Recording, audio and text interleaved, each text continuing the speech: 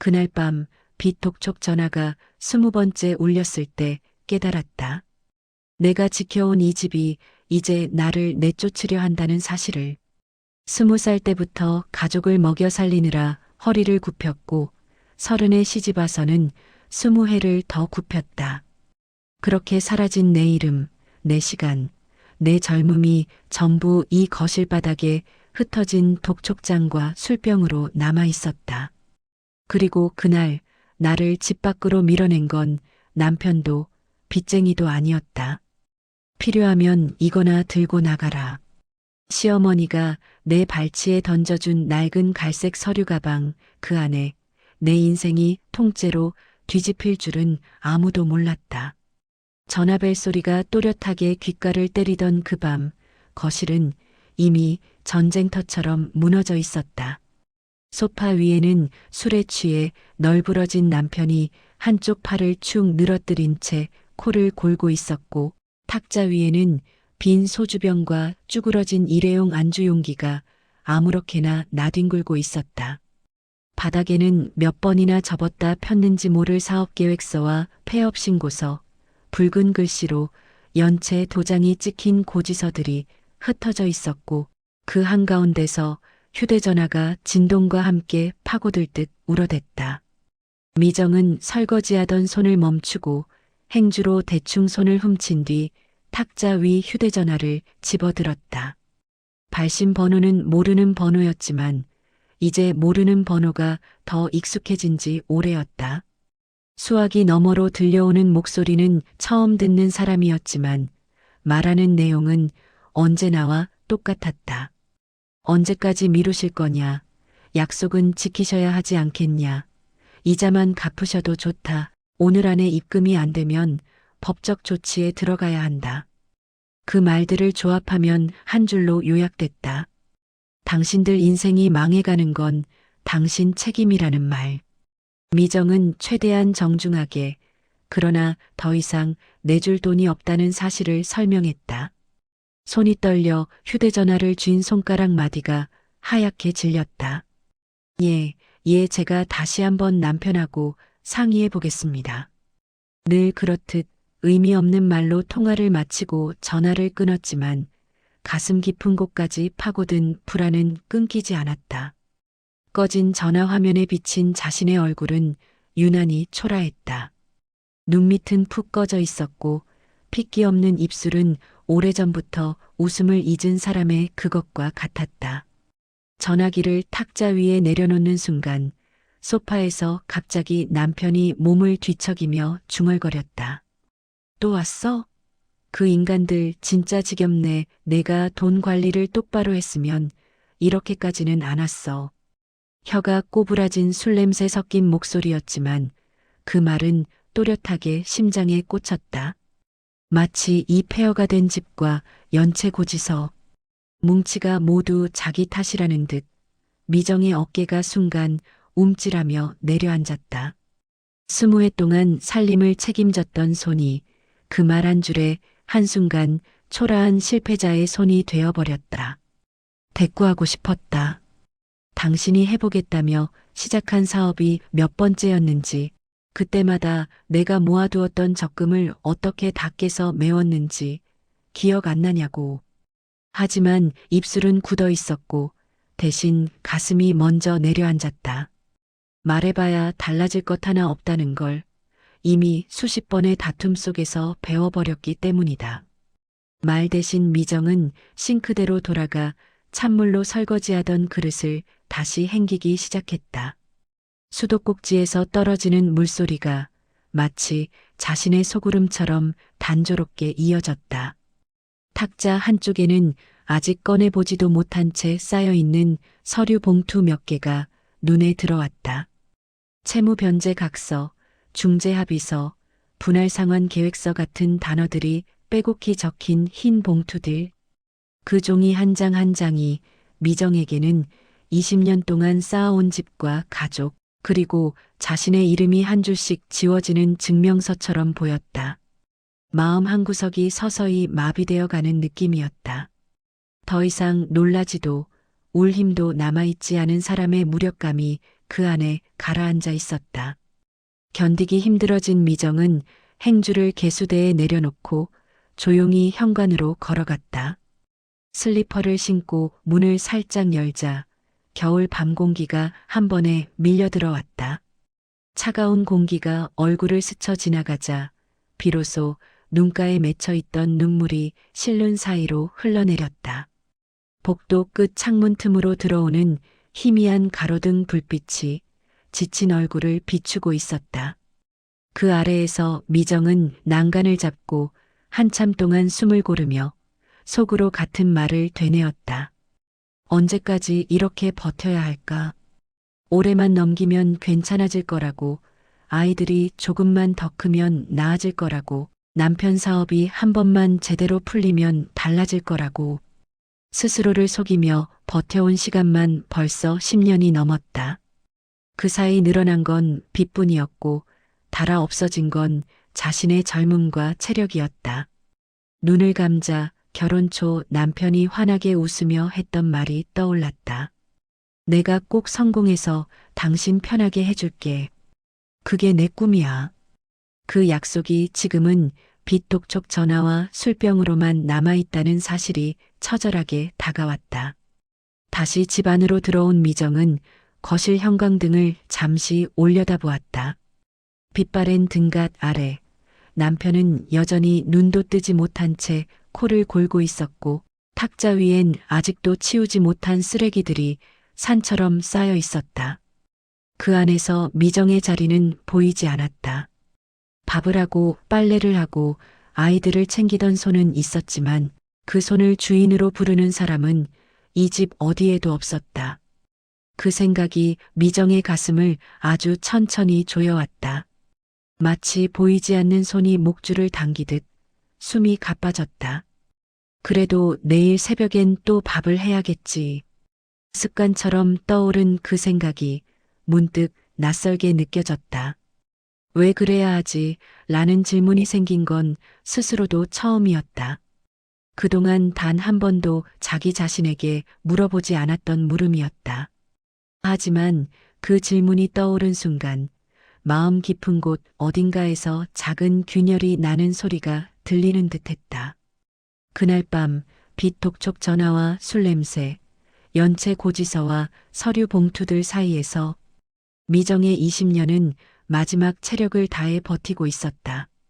그때는 몰랐다. 이 밤이 누군가가 미리 준비해 두었던 단 하나의 문을 열기 직전의 순간이라는 걸. 그리고 그 문 손잡이에 낡은 갈색 서류 가방이라는 이름표가 매달려 있다는 걸. 다음 날 새벽 4시 반 알람이 울리기도 전에 미정의 눈이 또다시 떠졌다. 전날 밤 복도 난간을 붙잡고 한참을 서 있던 기억이 남아 있었지만 몸은 언제나처럼 먼저 움직였다. 허리에서 욱신거리는 통증이 올라왔고 손가락 마디는 굳은 나무 토막처럼 잘 구부러지지 않았다. 주먹을 천천히 쥐었다 폈다 몇 번을 반복한 뒤에야 겨우 몸을 일으킬 수 있었다. 미정은 이불을 정리하고 맨발로 마루에 내려섰다. 겨울 기운이 그대로 배어있는 나무 바닥은 얼음장처럼 차가웠지만 발걸음은 멈추지 않았다. 어제와 똑같은 그러나 마음만은 전혀 다르게 느껴지는 동선이었다. 가장 먼저 향한 곳은 시어머니 방 앞이었다. 문틈 아래로 새어나오는 희미한 불빛과 규칙적인 코고는 소리를 확인하고서야 미정은 아주 작게 숨을 내쉬었다. 다행이다, 어머님은 잘 주무셨네. 그 한마디가 이 집에서 미정이 스스로에게 허락한 유일한 위로였다. 부엌으로 들어서자 낡은 형광등이 지직거리며 켜졌다. 허연 불빛 아래 싱크대 위에는 전날 밤 설거지에 뒤집어둔 그릇들이 가지런히 줄지어 서 있었다. 20년 동안 이 집에서 깨진 것은 사람의 마음뿐, 그릇 하나도 함부로 깨지게 두지 않았던 손길이 느껴지는 풍경이었다. 미정은 앞치마를 둘러매고 냉장고 문을 열었다. 시어머니를 위한 부드러운 미음 재료, 남편을 위한 해장국거리, 도시락. 반찬으로 쓸 채소와 달걀을 차례로 꺼냈다. 그렇게 늘 하던 대로 손은 분주하게 움직였지만 머릿속은 전날 밤 복도에서 떠올랐던 왜 그래야 하지라는 질문에서 쉽게 벗어나지 못했다. 솥에서 국물이 보글보글 끓어오를 즈음 시어머니의 방문이 조용히 열렸다. 회색 카디건을 걸친 시어머니가 지팡이에 몸을 기대며 복도로 나왔다. 미정아, 벌써 일어났나? 목소리는 늘 하던 대로 투박했고 표정도 무뚝뚝했다. 하지만 미정은 그 한마디에 자동처럼 허리를 숙였다. 네, 어머님. 물 먼저 드실까요? 아니면 바로 죽 떠드릴까요? 따뜻한 물 한 잔 가져와라. 속이 좀 쓰리다. 시어머니는 그렇게 말하며 거실 소파에 천천히 앉았다.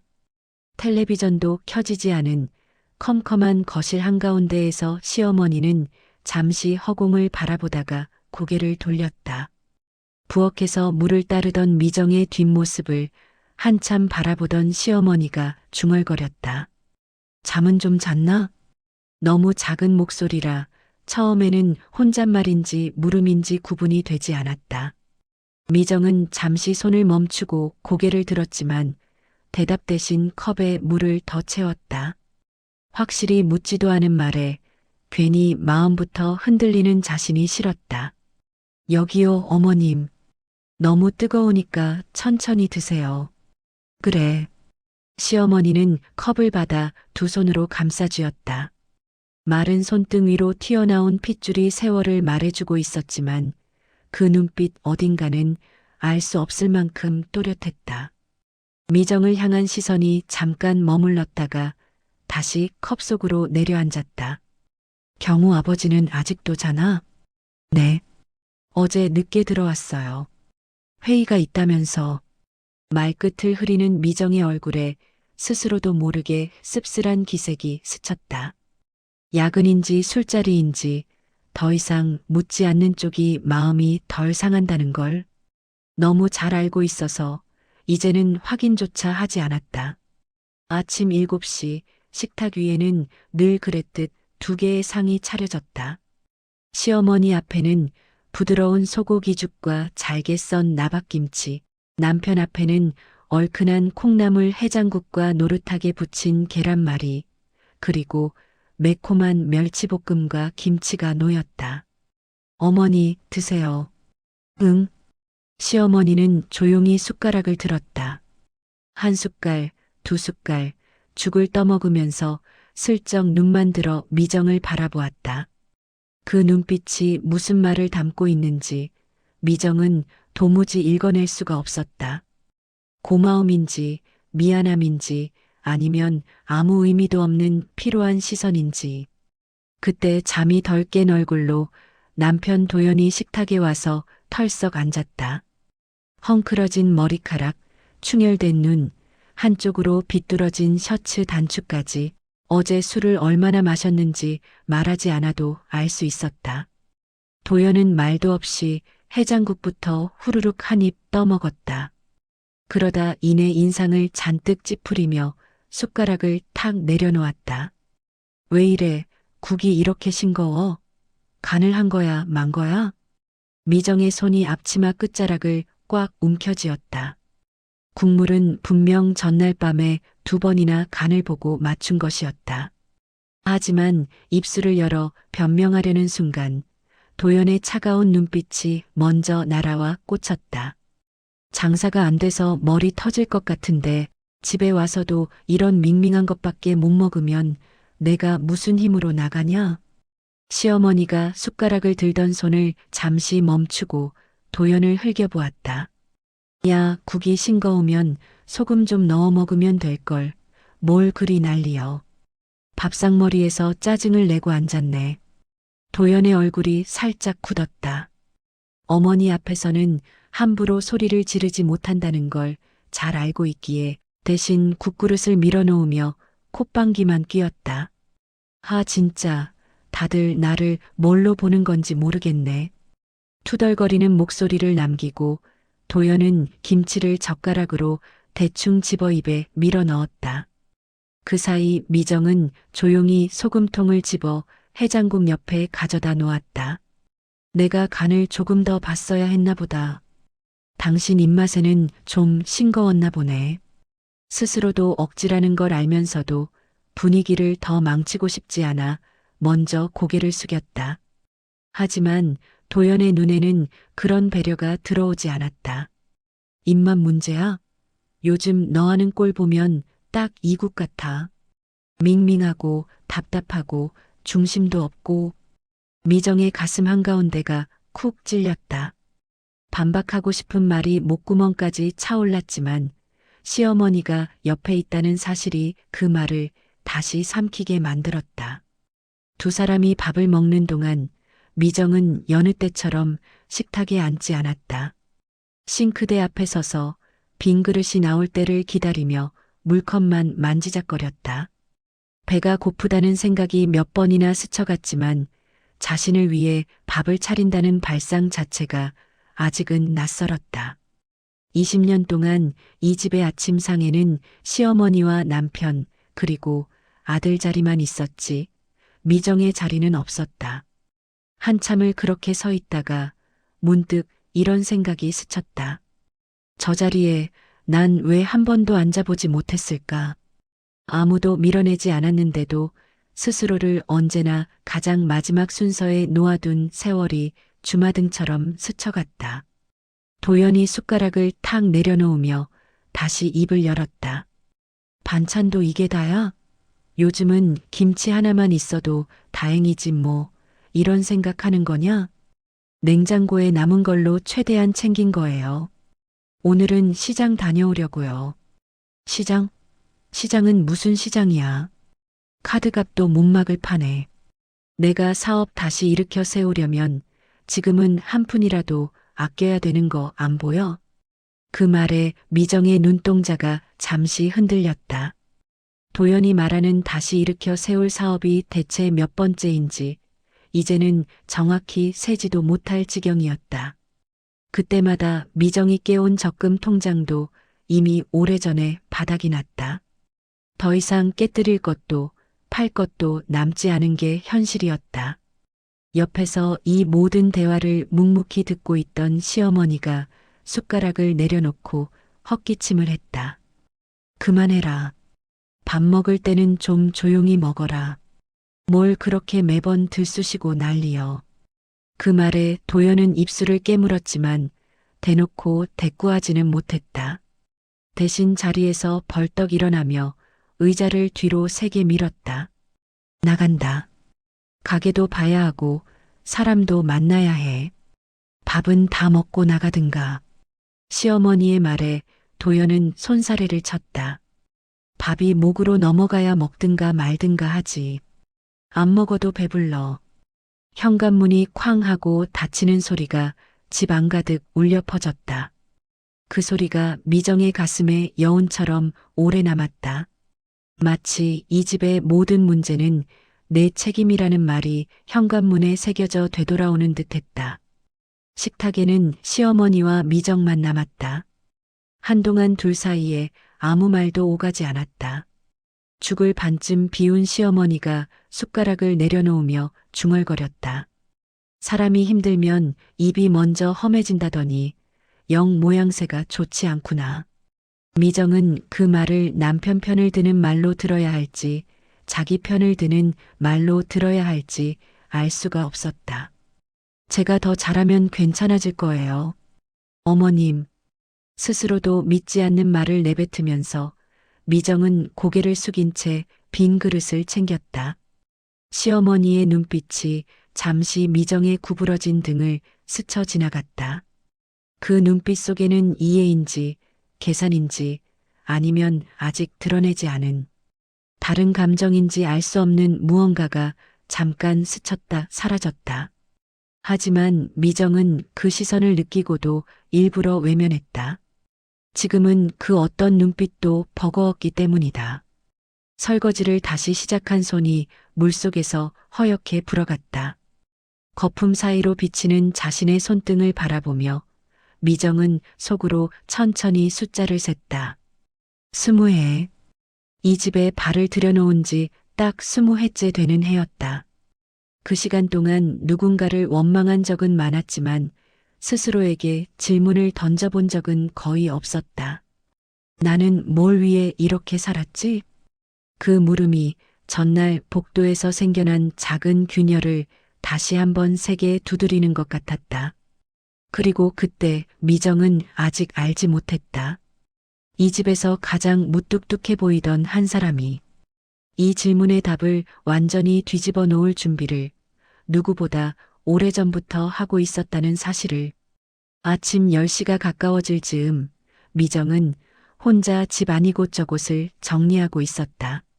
남편이 나간 뒤 남은 말들은 공기 속에 그대로 떠 있었고 그 여운이 미정의 가슴을 계속 찔렀다. 싱크대의 설거지거리를 다 치우고 난 뒤에도 마음이 가라앉지 않아 거실, 탁자 위에 흩어진 서류들을 정리하려다 말고 결국 멍하니 서 있었다. 그때 바닥에 떨어져 있던 남편의 셔츠가 눈에 들어왔다. 어젯밤 술 냄새와 섞여 있었던 낯선 향수 냄새. 그 냄새가 오늘도 흐릿하게 셔츠 소매 끝에서 배어나왔다. 미정은 셔츠를 집어들고 한참 동안 냄새를 다시 맡아보려다 손을 멈췄다. 이미 마음속에서는 결론이 나 있었으니까. 확인하는 순간 더 아플 걸 알기에 사실은 더 알고 싶지 않았다. 하지만 애써 모른 척하는 것도 점점 버거워지고 있었다. 그때 휴대전화가 짧게 떨렸다. 탁자 위에 올려둔 전화 화면에는 남편의 계정으로 로그인된 가족 캘린더 알림이 떠 있었다. 미팅 오후 2시 5호 호텔 카페. 미정은 화면을 바라보며 심장이 조금 빨리 뛰기 시작하는 걸 느꼈다. 호텔, 미팅, 카페. 지난번 영수증에 찍혀 있던 장소와 똑같았다. 희미한 전조 같은 불길함이 가슴속에서 천천히 차오르는 순간 초인종이 울렸다. 띵동. 짧게, 또렷하게 울리는 소리였다. 누구일까 싶어 문을 열자 문 앞에는 아들 경호가 학교 점심시간 틈에 잠깐 들른 듯 서 있었다. 엄마, 체육복 가져왔어. 경호의 교복 주머니에는 땀이 마르지 않은 체육복이 구겨져 있었다. 아들은 밝게 웃어 보였지만 그 표정 뒤로 초조한 기운이 스치듯 보였다. 아침에 아빠가 또 엄마한테 뭐라 했지? 짧은 질문이었지만 정확히 꿰뚫고 있는 말이었다. 미정은 억지로 웃어 보였다. 아니야. 그냥 기분이 좀 안 좋았나 보지 뭐. 하지만 아들은 그 말을 그대로 믿지 못하겠다는 얼굴로 미정을 잠시 바라보다가 조용히 말했다. 아빠 요즘 이상해. 밤늦게 누구랑 계속 통화하고 화장실에서 문자 보내고 엄마 그런 거 신경 쓰지 마. 그러고는 가방을 메고 급히 학교로 돌아갔다. 문이 닫히는 순간 미정은 방금 들은 말을 가슴 깊숙이 집어넣었다. 아들이 눈치를 채고 있다는 사실이 더 아프게 다가왔다. 자기만 모른 척한다고 해서 진실이 달라지는 것도 아닌데 남편 외도의 그림자가 점점 또렷해지는 느낌이었다. 하지만 그 문제를 마주할 용기가 아직 생기지 않았다. 그러던 중 거실 탁자 위에 놓인 남편의 양복 재킷이 다시 눈에 들어왔다. 재킷 주머니 안쪽이 살짝 뒤집힌 채였다. 미정은 주저하다가 손을 넣어 조심스럽게 안을 뒤졌다. 그 안에서 단단한 종이 한 장이 손끝에 걸렸다. 꺼내보니 호텔 카페에 영수증이 또 있었다. 지난주 것과 날짜만 다르고 시간대는 거의 비슷했다. 영수증 아래에는 간결한 글씨로 적힌 짧은 메모가 있었다. 오늘도 고마워. 다음엔 더 좋은 데서 보자. 마치 장난처럼 적힌 문장이었지만 그 문장 하나가 미정의 심장을 깊숙하게 찔렀다. 바람이 지나가는 듯한 싸늘한 감정이 온몸을 훑고 지나갔다. 손끝이 떨렸고 숨이 가빠졌다. 쓰레기통으로 구겨 넣으려다 멈춘 손이 허공에서 오래 떨렸다. 이걸 내가 본 게 맞나? 머릿속이 하얘지면서도 동시에 너무 많은 것이 연결되는 느낌이 들었다. 늦은 밤 술에 취해 들어오던 남편의 웃음, 거짓말처럼 반복되던 미팅이 있어서 늦는다는 말, 새로운 향수가 배어있던 셔츠, 그리고 요즘 들어 유난히 예민해지고 공격적이었던 태도까지 퍼즐 조각이 어느 순간 명확하게 맞춰지는 듯했다. 내가 모른 척한다고 해서 바뀌지 않았던 진실, 나만 속이고 살았던 결혼 생활의 균열이 실제로 깨진 채 벌어지고 있었던 것이다. 아파트 창밖으로 불어오는 바람이 칼처럼 차갑게 느껴졌다. 미정은 양복 재킷을 접어 소파 한켠에 놓으며 서서히 의자 등받이에 몸을 기대 앉았다. 손등으로 이마를 짚은 채 깊은 숨을 천천히 들이마셨다. 가슴속에는 말로 표현할 수 없는 무력감과 설명할 수 없는 이상한 예감이 뒤섞여 있었다. 그때 멀리 방 안에서 시어머니의 기침 소리가 들려왔다. 짧고 예민한 기침이었다. 그 소리가 오늘따라 유난히 날카롭게 가슴에 박혔다. 시어머니도 알고 있는 걸까? 아니면 이미 오래전부터 눈치채고 있었던 걸까? 수십 번을 곱씹어도 쉽게 답이 나오지 않는 질문이 끝없이 떠올랐다. 그리고 미정은 아직 몰랐다. 이 작은 영수증 한 장이 앞으로 어떤 파장을 불러올지, 그리고 이 갈라진 균열 속에서 누가 그녀의 편에 서 있을지. 그저 폭풍이 시작되기 직전의 고요 같은 침묵만이 집안 공기를 무겁게 누르고 있었다. 비가 추적추적 내리던 오후, 낮게 깔린 회색 구름 아래로 낡은 트럭 한 대가 골목을 천천히 들어섰다. 집 앞에 멈춰 선 트럭 뒤쪽 문이 열리자 투박한 작업복 차림의 남자 둘이 내려왔다. 한 사람은 작업장 장갑을 끼고 있었고 다른 한 사람은 클립보드를 들고 있었다. 문을 열어둔 현관을 향해 그들이 걸어오는 모습만으로도 오늘이 평범한 하루가 아니라는 걸 한눈에 알 수 있었다. 여기 맞죠? 한도현 시댁.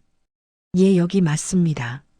남편 도현은 비에 젖은 머리를 손으로 대충 넘기며 한숨처럼 대답했다. 그 순간 미정의 가슴이 천천히 내려앉았다. 도현은 작업자들에게 집안을 가리키며 말했다. 저기 있는 것들부터 다 싣고 가세요. 냉장고, 세탁기, TV, 그리고 소파랑 책장까지요. 목소리는 대단히 태연했지만 그 속에 묘한 초조가 깔려 있었다. 그 초조는 분명 어제의 외도 의심에서 이어진 것이 아니라 지금 눈앞에서 벌어지고 있는 재정 파탄 때문이었다. 미정은 작업자들이 거실로 들이닥치는 것을 막지 못하고 그저 밤새 정리하지 못한 가전들과 꺼내둔 서랍을 바라보며 서 있었다. 남자들은 익숙한 손놀림으로 전선을 뽑고 가구를 들어 올려 차곡차곡 트럭에 실었다. 가전의 철컥거리는 소리와 비에 젖은 신발이 마룻바닥에 남기는 물자국이 어쩐지 미정의 가슴 안쪽에서 무언가를 끌어내리는 듯했다. 전날 남편의 셔츠에서 맡았던 낯선 향기가 오늘은 가전이 트럭에 실릴 때마다 스치는 먼지 냄새와 섞여 더 지독하게 미정의 숨을 막았다. 도연은 조급한 표정으로 이런저런 서류를 뒤적였다. 아, 저기요. 이건 다음 달에 다시 가져갈 테니까 오늘은 놔두세요. 그리고 저 커튼은 저희가 직접 떼어갈게요. 작업자들은 고개만 끄덕일 뿐 집에 일어난 이 사정을 알 리 없었다. 시간이 지날수록 집안은 공허하게 비어갔다. 냉장고가 빠져나간 자리에는 먼지 자국만 남았고 책장을 옮겨간 벽면에는 오래 붙어있던 그림액자 자국이 네모난 틀처럼 희미하게 남아 있었다. 거실이 비워질수록 미정의 가슴도 비워지는 느낌이었다. 비에 젖은 바람이 현관으로 스며들어와 방 안의 차가운 공기와 섞이자 미정은 두 팔을 감싸 쥐며 한 걸음 뒤로 물러섰다. 도연 씨 이거 다 가져가면 우리 어떻게 살아요? 처음으로 꺼낸 미정의 질문은 예상보다 훨씬 작고 떨리는 목소리였다. 도연은 짜증 섞인 얼굴로 대답했다. 지금 이게 중요한 게 아니야. 내가 다시 사업을 일으키려면 어쩔 수 없이 먼저 정리해야 하는 게 많아. 근데 이건 집 살림이잖아요. 살림? 도연은 비웃듯 코웃음을 쳤다. 살림이 지금 뭐가 중요해? 이대로 가면 우리 다 길거리에 나앉아. 미정은 말문이 막혔다. 20년 동안 살림만 했다고 무시받는 것도 억울했지만 이 모든 탓을 자신에게 돌리려는 남편의 태도는 이제 더 이상 참기 어려운 지경에 다다르고 있었다. 그 순간 안방문이 천천히 열렸다. 시어머니였다. 회색 실내복 위에 카디건을 걸친 채 비에 젖은 공기가 흘러드는 거실을 조용히 바라보고 서 있었다. 뭐 하는 거냐, 이 난리를. 시어머니의 목소리는 낮고 잠긴 듯 했지만 집안의 소리가 모두 멈출 만큼 충분히 단단했다. 도연은 어머니의 눈치를 보며 얼버무렸다. 엄마. 이건 상황이 좀 그래서. 하지만 시어머니의 시선은 이미 미정에게 향하고 있었다. 미정의 손등이 파랗게 질린 것을 보고 눈빛이 잠시 흔들렸다. 그 흔들림은 어떤 연민인지 부담인지 알 수 없었지만 분명 그녀 마음속 어딘가 깊은 곳을 건드린 흔적이었다. 시어머니는 다시 아들을 향해 말했다. 애미도 있는데 뭣들 하는 거냐? 밥상머리 싸움도 모자라서 이젠 집안을 아예 들쑤셔 놓을 작정이냐? 도연은 어머니의 꾸지람에 잠시 움찔했지만 금세 억울한 얼굴로 미정을 가리켰다. 엄마, 이 사람은 책임이 없다고 생각해? 집안이 이 모양 된 건 다. 입 다물어라. 시어머니의 말 한마디가 방 안 공기를 단숨에 절단냈다. 도연은 말을 잇지 못하고 눈을 피했다. 미정은 그 모습을 보며 잠시 혼란스러웠다. 늘 남편 편이었던 시어머니가 오늘따라 이상하게 보였기 때문이다. 냉정하고 단단한 표정 뒤에서 무슨 생각을 하고 있는지 알 수 없었다. 가전들이 모두 실려나가고 집안에 남은 것은 낡은 식탁과 오래된 장롱뿐이었다. 허전함이 방안 공기처럼 차올랐다. 그때 작업자 한 명이 도연에게 다가와 말했다. 여기 서류에 서명하시면 오늘 반출은 끝입니다. 도연은 서류에 사인을 하면서도 미정을 향해 짧게 쏘아붙였다. 꼴 좀 보라고. 내가 다 뒤치다꺼리 하니까 이 사단이 나는 거야. 미정의 입술이 떨렸다. 참아왔던 말들이 한꺼번에 쏟아질 것처럼 목구멍까지 차올랐다. 하지만 그 말을 내뱉기 직전 방 안에서 불어오는 한 줄기 바람이 마치 그녀의 입을 막는 듯했다. 그 바람엔 아직 드러나지 않은 어떤 흐름이 숨어 있었다. 그리고 미정은 아직 몰랐다. 지금 이 집에서 빠져나가는 것은 가구가 아니라 오랫동안 숨겨져 있던 진실의 자리라는 걸. 그 자리에는 곧 시어머니의 오래된 결심이 천천히 모습을 드러낼 준비를 하고 있었다. 집안이 반쯤 비워지고 난 후의 공기는 이상하게도 더 무거웠다. 가정과 가구가 빠져나가 공간이 넓어졌는데도 그 빈틈마다 미정의 20년이 무표정하게 누워 있었다. 집 곳곳에 남은 먼지 자국과 못자국, 벽지의 색이 바랜 자리가 마치 여기 누가 살았는지 기억하지 않겠다는 듯 미정을 밀어내는 느낌이었다. 작업자들이 떠나자 갑작스러운 정적이 찾아왔다. 빗소리만 베란다 창을 때리고 있었고 도연은 마치 모든 것에 질렸다는 듯 식탁에 털썩 앉아 있었다. 얼굴은 헝클어져 있었고 손가락 사이로 핀 담배 연기가 천천히 퍼졌다. 이제 뭐 어떻게 할 건데? 미정이 조심스레 묻자 도연은 짜증 섞인 한숨을 내쉬었다. 내가 말했잖아. 일단 이혼하고 각자 살자고. 너는 내 방식으로 살고 나도 다시 시작해야지. 미정의 심장이 조용히 찢어지는 소리가 들리는 듯했다. 그가 이렇게까지 쉽게 말을 꺼낼 줄 몰랐다. 20년이라는 시간이 상대에게는 이토록 가볍게 떨어지는 말 한 줄로 끝날 수 있는 것이었나? 그래서 지금 당장 이혼하자고? 미정은 떨리는 목소리로 다시 물었다. 도연은 아무렇지 않다는 얼굴로 서랍을 열고 어딘가 준비해 둔 듯한 얇은 서류 봉투를 꺼냈다. 여기, 내가 준비해 둔 거. 탁자 위에 던지듯 놓인 흰 봉투. 맨 위에는 굵은 글씨가 박혀 있었다. 협의 이혼 신청서. 미정의 손끝이 서류 위를 스쳤다. 마치 뜨거운 걸 건드린 듯 움찔했다.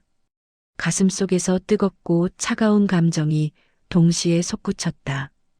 당신은 정말 나한테 한 번도 미안한 적 없었어?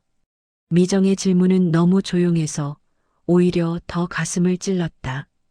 도연은 눈을 돌리며 툭 내뱉었다.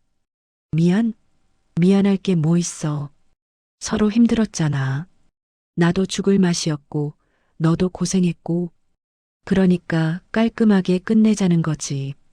말은 그럴듯했지만 그 속엔 책임도 후회도 미정을 향한 감정도 단 하나도 없었다. 근데 이혼한다고 해서 해결되는 건 아니잖아. 미정이 조용히 말했다. 우리 빚은 어떻게 되는 건데? 도연은 피식 웃었다. 그 웃음 속엔 이상한 여유가 있었다. 그건 내가 좀 알아서 해. 지금 내 형편에 무슨 빚을 감당하라고. 그 순간 미정의 무릎에서 힘이 스르르 빠져나갔다. 20년 동안 이 집에서 들인 노동과 눈물, 그 모든 게 순간적으로 아무 의미도 없어진 듯했다. 그는 자신의 삶을 떠안아 준 적이 단 한 번도 없었다. 미정은 식탁 끝을 손으로 꾹 잡고 몸을 지탱하며 말했다. 그래. 그렇게 끝내고 싶으면 그렇게 해. 목소리가 흔들리지 않아서 스스로도 놀랄 정도였다. 고통이 극한으로 오면 오히려 싸늘해지는 순간이 찾아온다는 사실을 그때 처음 알았다. 도연은 서둘러 펜을 꺼내며 말했다. 지금 여기서 사인만 하면 돼. 봐, 간단하잖아. 그 말투는 마치 미정이 감정이 없는 사람이라도 되는 듯 어떤 마음을 건드릴 생각조차 없었다. 그때였다. 시어머니가 방에서 천천히 걸어 나왔다. 탁자 앞에 앉은 두 사람을 바라보던 눈빛은 그 어느 때보다 깊고 오래된 주름 사이에서 번뜩거렸다. 뭐 하는 짓들이냐? 시어머니의 목소리는 낮았지만 단호했다. 미정은 입술을 깨물며 고개를 들었다. 도연은 어머니가 방해라도 하는 듯 인상을 찌푸렸다. 엄마도 알잖아. 우리 이렇게는 못 산다고. 그냥 정리하려는 거야. 시어머니는 아들의 말이 끝나기도 전에 걸음을 옮겨 안쪽 방으로 들어갔다. 그리고 한참 후 양손에 무언가를 들고 거실로 다시 나왔다. 바닥에 툭 낡은 갈색 서류 가방 하나가 미정 발치에 떨어졌다. 가죽은 오래되어 색이 발해 있었고 손잡이 부분은 거칠게 닳아 있었다. 마치 오래된 세월이 그대로 붙어 있는 물건 같았다. 시어머니는 눈도 마주치지 않은 채 말했다. 이거나 들고 나가라. 도연이 눈을 크게 뜨며 물었다. 엄마, 그거 뭐예요? 시어머니는 짧게 대답했다. 창고 정리하다 나온 거다. 버리든 말든 내 며느리 손에 쥐어주고 싶어서. 그 말의 의미를 아무도 정확히 알 수 없었다. 도연은 의아한 표정을 지었고 미정은 손끝조차 움직이지 못한 채 가방을 바라보기만 했다. 그 순간 시어머니의 시선이 아주 잠깐 미정을 스쳤다. 말로 할 수 없는 무언가가 그 눈빛 안에 있었다. 후회인지 연민인지 혹은 오래 묻어둔 결심인지. 하지만 미정은 그 눈빛을 해석할 틈도 없이 남편의 목소리가 다시 거칠게 들려왔다. 됐고 사인부터 해. 미정은 마지막으로 서류 가방을 내려다보았다. 그 안에 무엇이 들어있는지 전혀 알 수 없었지만 가죽 표면에 스며 있는 시간의 무게가 어딘가 이상하게 그녀의 마음을 붙잡았다. 마치 그 안에서 오래전부터 준비돼 있던 무언가가 조용히 깨어나고 있는 듯한 기분이었다. 그렇게 미정은 떨리는 손으로 협의 이혼 신청서에 사인을 했다. 그 순간 시어머니의 표정은 설명하기 어려운 빛을 스쳤다.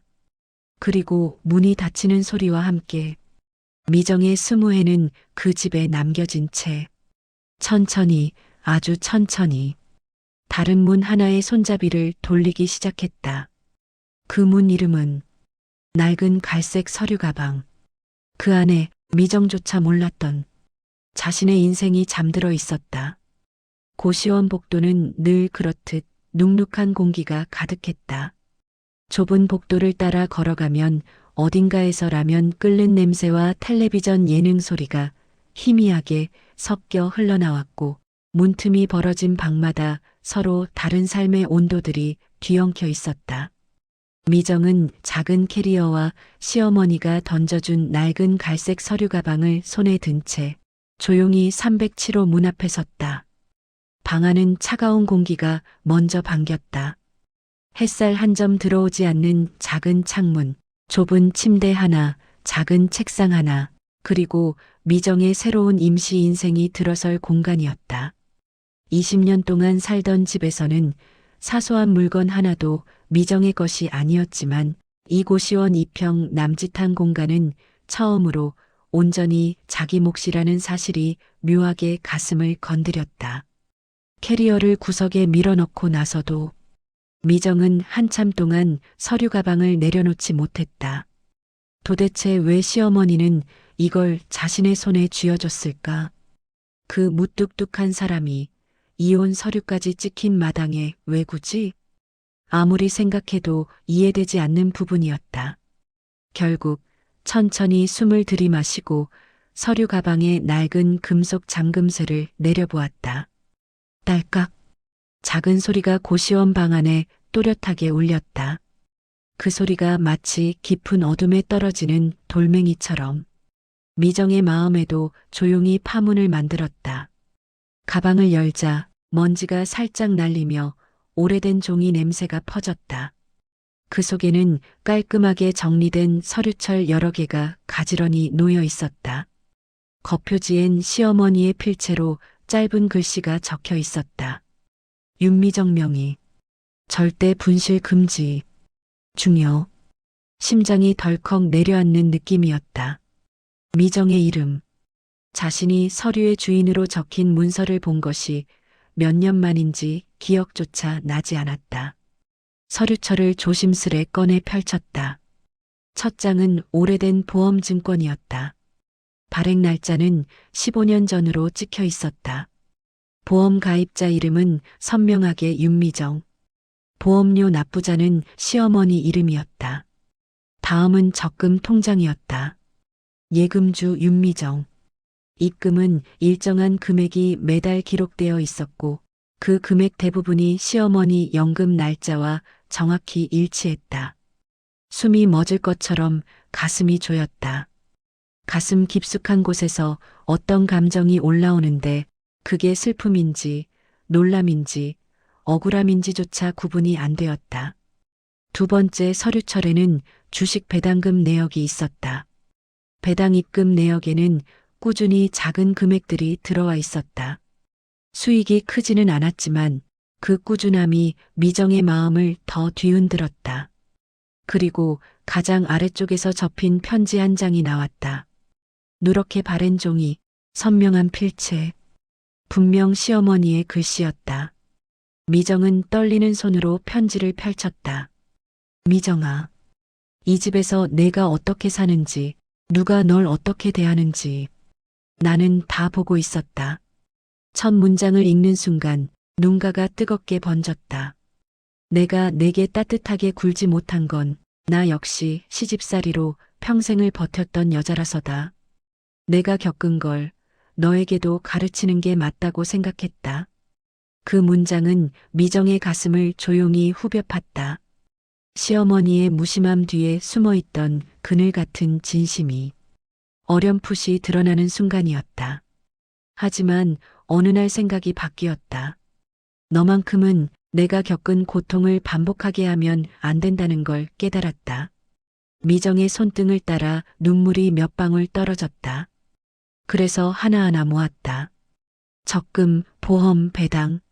내 아들은 내 인생을 지켜주지 못한다. 그래서 내가 대신했다.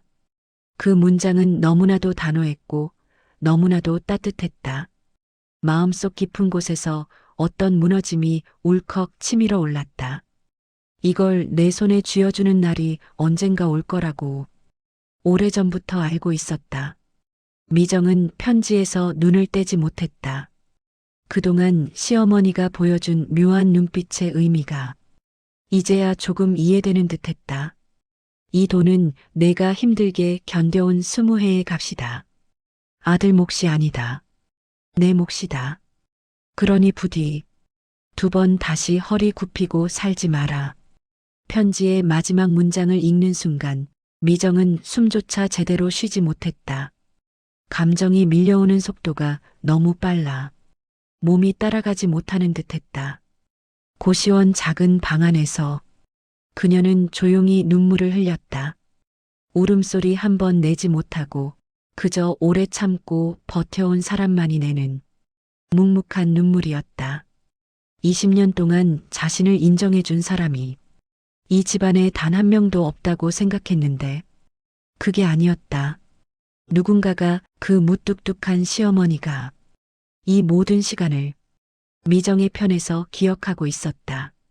서류철과 편지를 한 손에 꼭 쥔 채 미정은 아주 천천히 고개를 들었다. 그리고 그 순간 한 가지 생각이 가슴 깊숙이 처음으로 올라왔다. 이젠 도망만 치지 않겠다. 이 서류 가방은 20해 동안 꺼내지 못했던 말들을 대신할 그녀의 첫 번째 무기였다. 그리고 아직 미정은 몰랐다. 이 안에 들어있는 것들이 남편과 시댁의 계산을 완전히 뒤엎게 될 거라는 사실을. 그저 그녀 인생의 첫 장이 조용히, 아주 조용히 막 열리고 있을 뿐이었다. 며칠이 흘렀다. 서류 가방에서 쏟아져 나온 진실은 미정의 가슴 깊은 곳에 조용히 잠들어 있었지만 그 잠은 언제든 깨어나 주변을 뒤흔들 준비가 되어 있었다. 고시원 방은 여전히 좁았지만 마음속에는 이전과는 다른 단단한 무언가가 스며들기 시작했다. 하지만 그 평온은 아주 짧았다. 점심 무렵 복도에서 누군가 고시원 관리자와 실랑이를 벌이는 소리가 들렸다. 아니, 제가 들어가면 된다니까요. 아내 방인데 왜 못 들어가요? 낯익은 목소리였다. 듣자마자 미정의 온몸이 굳었다. 문이 벌컥 열리기 전 그 짧은 틈에서 미정은 의자 등받이를 세게 붙잡았다. 문이 크게 열리며 남편 도연이 헐레벌떡 안으로 들어왔다. 여기 있었네. 도연은 숨을 헐떡이며 방 안을 둘러봤다. 좁은 공간, 침대 하나, 캐리어 하나, 그리고 책상 위에 놓인 서류철. 그는 미정의 얼굴을 보자마자 대뜸 말했다. 얘기 좀 하자. 미정은 고개를 들지 않았다. 그러자 도연은 억지로 미정 앞에 앉으며 낮게 은조렸다. 그거 어디서 난 건지 말해봐. 순간 미정의 심장이 크게 뛰었다. 벌써 알았구나. 서류 가방을 고시원으로 가져온 지 이틀밖에 지나지 않았는데 벌써 소문이 새어나간 것이다. 누가 말했든 상관없었다. 문제는 이제 도연이 본색을 드러내기 시작했다는 것이다. 미정은 표정을 고치려다 말고 담담하게 물었다. 뭘 말하라는 거야? 도연은 책상 위에 놓인 서류철들을 한 번에 가리켰다. 이거 말이야. 이게 어떻게 내 이름으로 돼 있어? 우리 집 재산이잖아. 어머니가 치매 기운이 있어서 헷갈린 거지. 미정의 눈빛이 차갑게 가라앉았다. 그건 시어머니가 제게 직접 준 거예요. 주긴 뭘 줘? 나한텐 말도 안 하고. 원래 우리 집 재산을 왜 내 이름으로 돌려놔? 너 그동안 무슨 짓을 한 거야? 그 말에 미정은 순간 어이가 없어 웃음이 새어나올 뻔했다. 20년 동안 살림을 떠안고 빚 대신 적금을 깨고 남편의 사업 실패를 막기 위해 뛰어다녔던 날들이 순식간에 내가 무슨 짓을 했냐는 말로 바뀌었다. 당신이 할 말은 그게 전부야? 미정은 천천히 고개를 들었다. 오랫동안 감춰져 있던 눈빛이 드러나는 순간이었다. 도연은 그 눈빛을 보며 잠시 굳었다. 평소의 순한 미정이 아니었다. 말을 아끼며 자신을 감싸던 그 여자가 아니었다. 하지만 도연은 금세 태도를 바꿨다. 입꼬리를 억지로 올리며 부드러운 목소리를 흉내냈다. 미정아, 내가 얼마나 고생했는지 나도 알아. 그래서 말인데 우리 다시 해보자. 이 돈이면 나도 다시 사업을. 하지 마. 짧고 단단한 말이었다. 도연은 당황한 듯 미정의 얼굴을 살폈다. 뭐가? 당신, 이 돈으로 또 사업 생각하는 거 하지 말라고. 도연의 표정이 일그러졌다. 내가 뭔데 그걸 결정해? 그 돈은 원래 우리 가족 재산이야. 내 이름으로 된 건 아마 어머니가 몰라서. 몰라서? 미정은 조용히 되받았다. 그분이 모르고 한 일이면 왜 편지까지 썼을까? 도연의 얼굴에서 핏기가 사라졌다. 편지?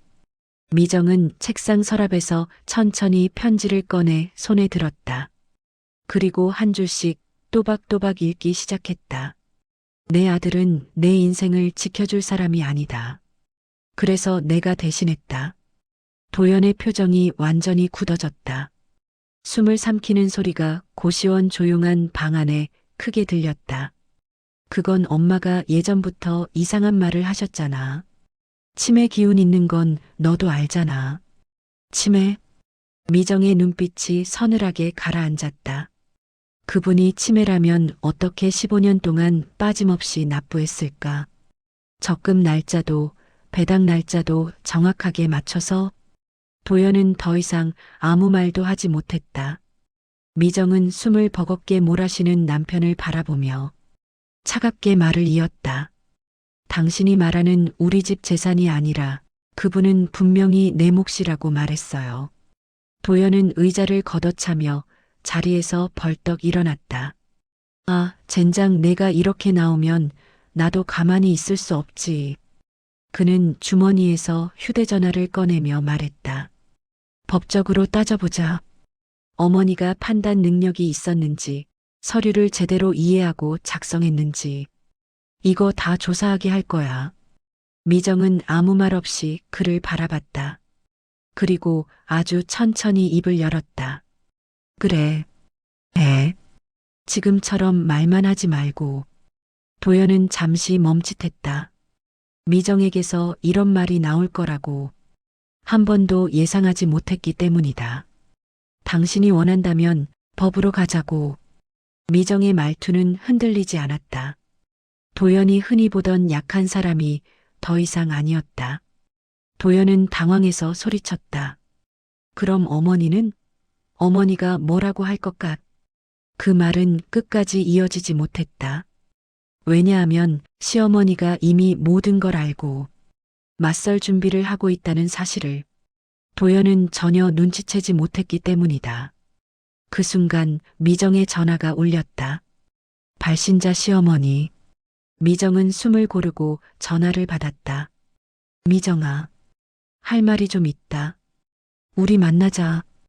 그 말 한 줄에 방 안의 공기가 완전히 바뀌었다.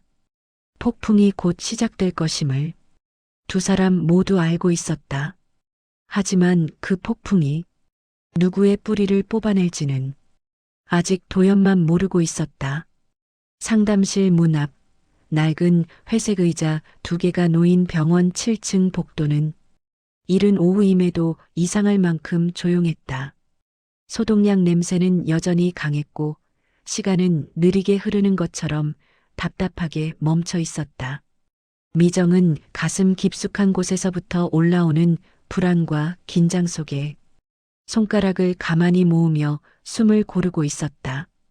전화를 받고 급히 달려온 이곳, 시어머니가 갑자기 병원에 입원했다는 소식은 그 자체만으로도 충분히 충격이었지만 시어머니의 목소리에는 단순한 병세 이상으로 지금 아니면 안 되는 이야기가 담겨 있었다. 그 묘한 울림이 미정의 가슴을 계속 쿵쿵 두드리고 있었다. 잠시 후 엘리베이터 문이 열리며 도연과 낯선 여자가 함께 모습을 드러냈다. 그 여자는 큰 선글라스를 쓰고 있었지만 미정은 단번에 알아보았다. 호텔 영수증에 찍혀 있던 그 이름. 둘은 마치 아무렇지 않다는 듯 일상적인 대화라도 이어가다 병원 복도의 분위기를 보고 어색하게 입을 다물었다. 그 순간 도연의 얼굴에는 감출 수 없는 조급함이 비쳤다. 엄마 상태가 어떤 건데? 도연이 서둘러 묻자 미정은 차갑게 대답했다. 정확히는 나도 아직 몰라. 들어보면 알겠지. 여자는 도연의 뒤에 바짝 붙어 있으면서도 미정의 눈을 마주치지 않기 위해 고개를 계속 숙이고 있었다. 그 불편함과 죄책감이 그대로 보였지만 도연은 그런 기류를 전혀 의식하지 못하는 듯했다. 그때 병실 문이 열리고 간호사가 나왔다. 가족분들 오셨어요? 환자분이 모두 들어오라고 하시네요. 도연은 얼른 앞장서서 병실로 들어갔다. 미정과 여자는 잠시 서로를 스쳐보며 뒤따랐다. 병실 안은 커튼이 반쯤 쳐져 있었고 늦은 오후 햇빛이 창문을 통해 희미하게 스며들며 따뜻한 색의 그림자를 만들고 있었다. 침대에는 시어머니가 반쯤 상체를 일으킨 채 앉아 있었다. 얼굴은 창백했지만 눈빛만큼은 흔들리지 않았다. 엄마, 갑자기 왜 입원을? 도연이 다가가자 시어머니는 손을 살짝 들어 아들의 말을 막았다. 말할 시간 없다. 앉아라. 짧고 단단한 명령이었다. 도연은 당황한 얼굴로 의자를 끌어앉았다. 여자는 어둡게 서 있다가 옆자리에 불편하게 앉았다. 그리고 미정은 조용히 문을 닫고 시어머니 앞에 섰다. 시어머니는 숨을 고르고 천천히 말을 꺼냈다. 며칠 전부터 가슴이 답답해서 검사를 받으러 왔다가 의사가 좀 쉬고 가라고 하더구나. 도연은 안도하듯 숨을 내쉬었다. 그럼 큰일은 아니네.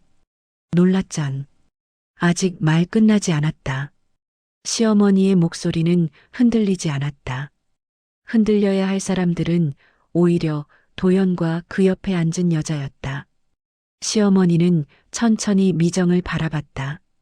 그 눈빛은 지난 20년 동안 한 번도 보여준 적 없는 종류의 눈빛이었다. 미정아, 너도 앉아라. 미정은 조심스럽게 시어머니 맞은편에 앉았다. 손을 무릎 위에 가지런히 올려놓았지만 심장이 뛰는 소리가 귓가에까지 울릴 정도로 긴장되고 있었다. 시어머니는 잠시 방 안의 인물들을 모두 바라보았다. 천천히 하나씩. 그리고 마침내 입을 열었다. 오늘 이 자리에서 내가 왜 그 서류 가방을 미정이한테 줬는지 그 이유를 말할 거다. 도연의 얼굴이 확 굳었다. 그 옆에 여자는 입술을 깨물며 시선을 돌렸다. 시어머니는 이어서 질문했다. 도연아, 너 그 돈이 누구 몫이라고 생각하냐? 도연은 망설임 없이 답했다. 우리 집 재산이니까 당연히 제 거죠. 엄마 노후 자금도 있고 아들인 제가. 틀렸다. 짧고 무거운 낱말 하나가 병실의 공기를 완전히 바꿔놓았다. 도연은 얼어붙었다. 뭐라고? 시어머니는 기침을 한 번 하고 등받이에 기대어 숨을 정리했다. 그리고 명확한 목소리로 말했다. 그 돈은 너한테 준 게 아니다. 여자와 도연은 동시에 시어머니를 바라봤다. 미정은 손끝이 차갑게 떨렸지만 눈을 떼지 않았다. 시어머니는 이어 말했다. 그 돈은 20년 동안 허리 한번 제대로 펴보지 못한 내 며느리 몫이다. 도연의 얼굴이 일그러졌다. 엄마, 지금 무슨 내가 평생 지켜주지 못한 여자. 내가 실패할 때마다 자기 적금을 깨서 널 도와준 여자. 내가 외도할 때 침묵했던 여자. 그 여자가 미정이다. 도연은 그건 하고 말하려 했지만 시어머니가 손을 들며 말을 끊었다. 그리고 너는 내가 주는 이 돈을 받을 자격이 없다. 방안이 완전히 정적에 잠겼다. 선풍기의 약한 소리조차 크게 들릴 정도로 모두가 침묵했다. 시어머니는 잠시 숨을 고르고 마치 남은 체력 전체를 한 곳에 모으는 듯한 표정으로 말했다. 이제부터 내가 말하는 게 법적으로도 효력이 있는지 없는지 다 확인될 거다. 그 전에 여기 있는 모두가 알아야 한다. 내가 그 돈을 왜, 그리고 누구를 위해 모았는지. 침대맡 조명 아래에서 시어머니의 눈빛은 어둡지도 흔들리지도 않았다. 그 눈빛은 20년간 침묵 속에 묵혀온 진실이 이제 막 표면 위로 떠오르기 시작했다는 신호였다. 그리고 그 순간 모두가 직감했다.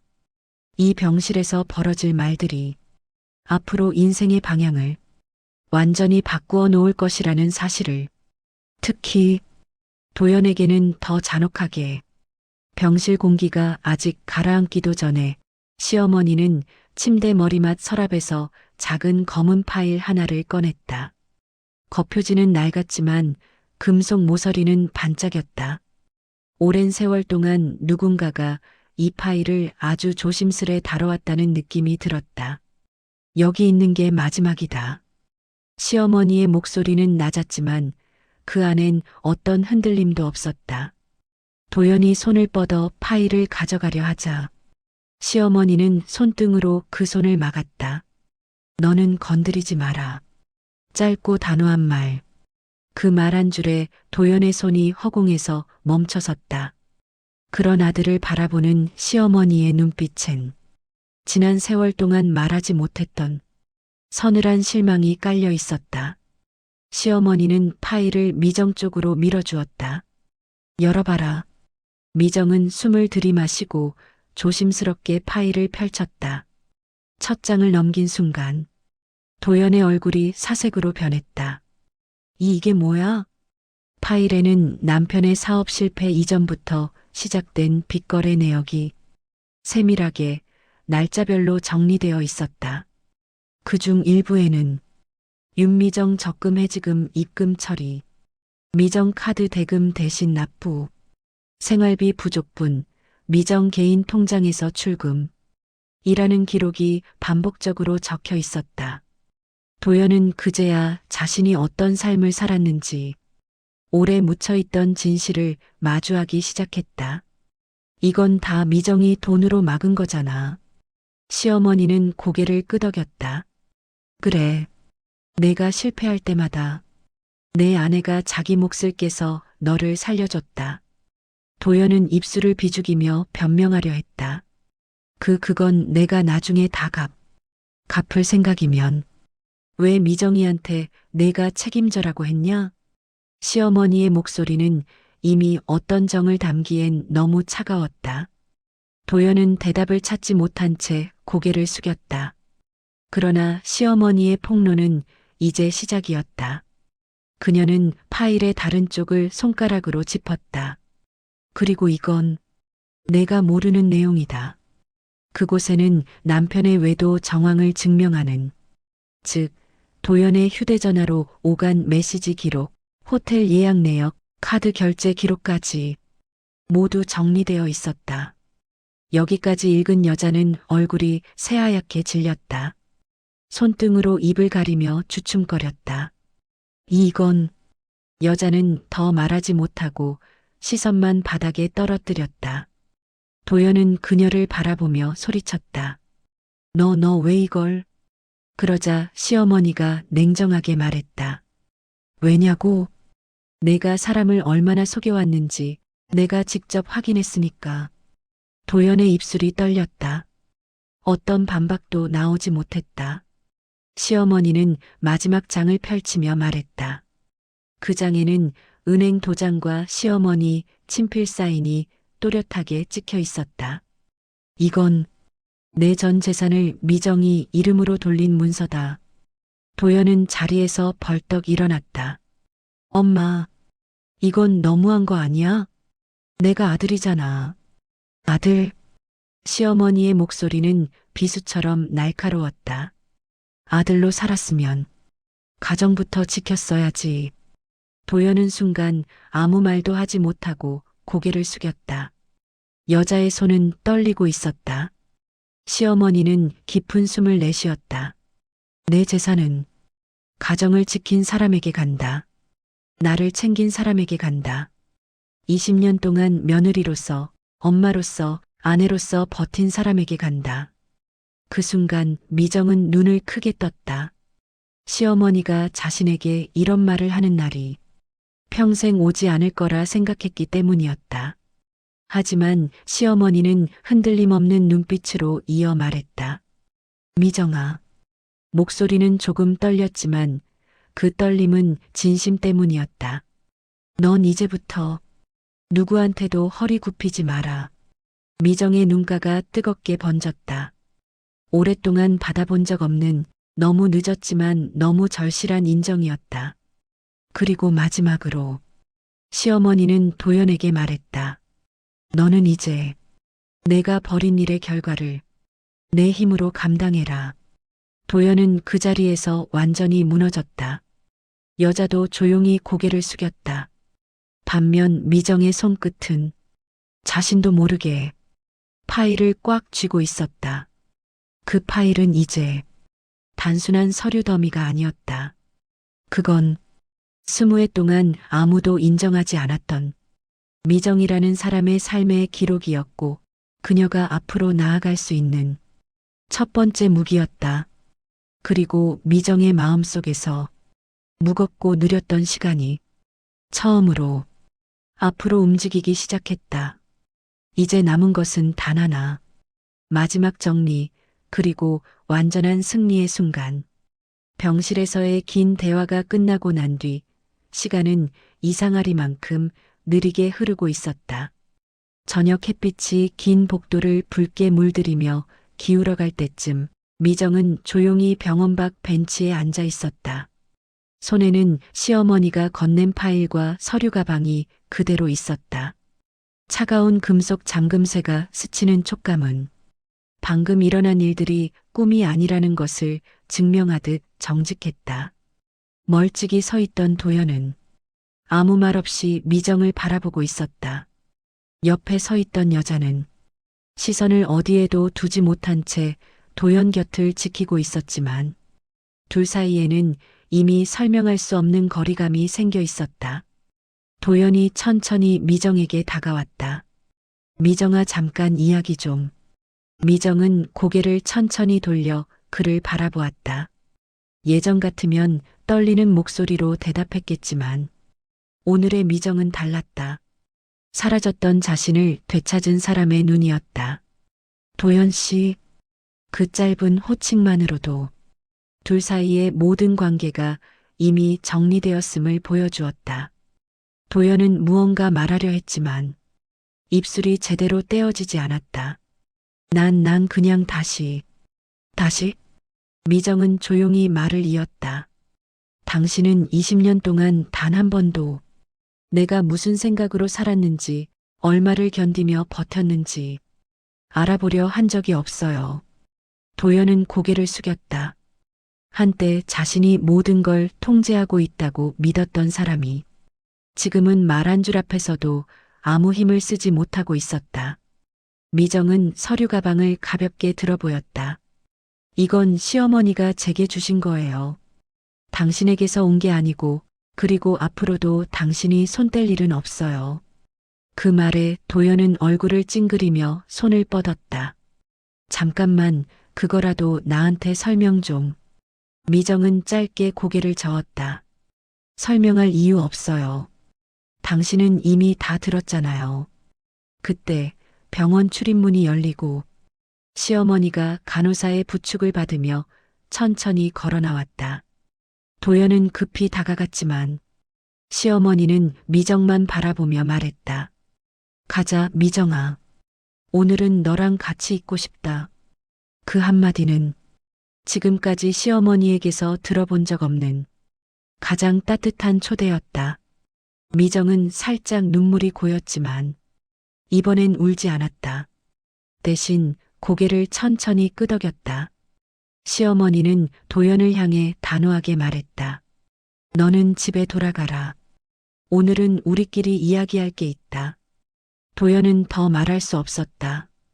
그는 땅만 보며 천천히 뒤돌아섰고 그 옆에서 여자는 조용히 그를 따라갔다. 둘의 뒷모습은 함께 걷고 있지만 서로에게서 완전히 떨어져 있었다. 미정은 시어머니의 팔을 받쳐들이며 병원 앞길을 천천히 걸었다. 늦은 저녁 바람이 스치며 한동안 잊고 지냈던 따뜻함이 가슴에 스며들었다. 시어머니가 조용히 말했다. 미정아, 넌 이제 혼자가 아니다. 그 말 한 줄이 20년 동안 쌓여있던 서러움과 상처를 조용히 녹여내기 시작했다. 병원 출입문이 닫히는 순간 미정은 알았다. 이제 자신의 인생은 누군가에게 기대어 사는 삶이 아니라 스스로 세우고 걸어갈 수 있는 삶이라는 것을, 그리고 그 삶의 첫걸음을 지금 막 내딛고 있다는 사실을. 세상은 여전히 복잡하고 앞날은 여전히 불확실하지만 오늘만큼은 분명했다. 미정은 졌던 인생에서 완전히 빠져나와 마침내 승리의 첫 장을 열었다.